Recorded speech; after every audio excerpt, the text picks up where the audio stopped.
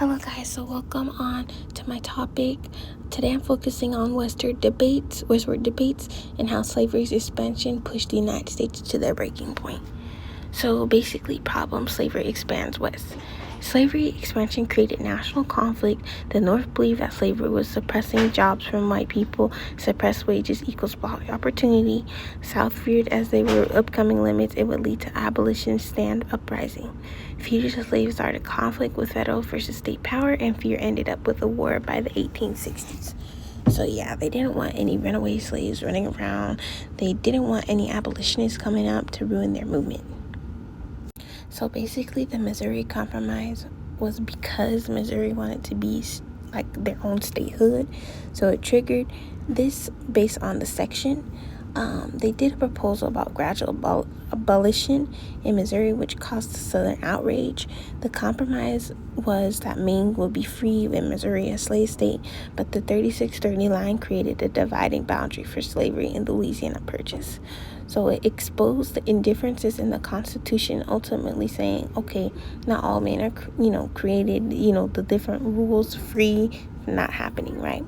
So my quote is: slavery's western expansion created problems for the United States from the very start, because it did in their eyes. So the Compromise of 1850 and the Fugitive Slave Act, it went downhill during this time.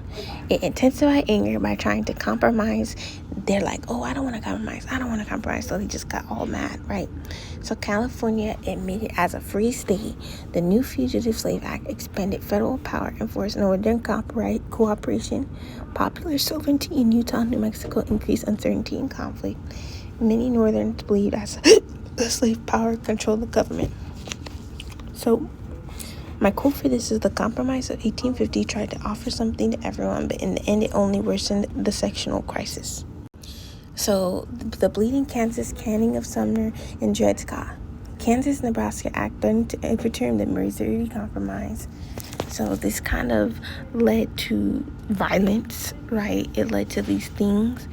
And then because of this, the pro and anti-slavery settlers flooded from Kansas State. Just kind of dipped, right?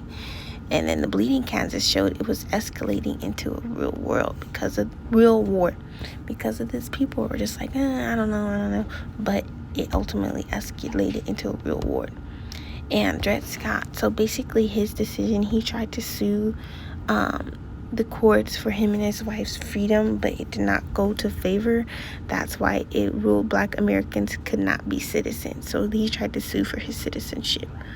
And Republicans rise, boom, Lincoln elected, boom, and then the session became, and then the Civil War began. So that's just like a little timeline of everything and how it became about.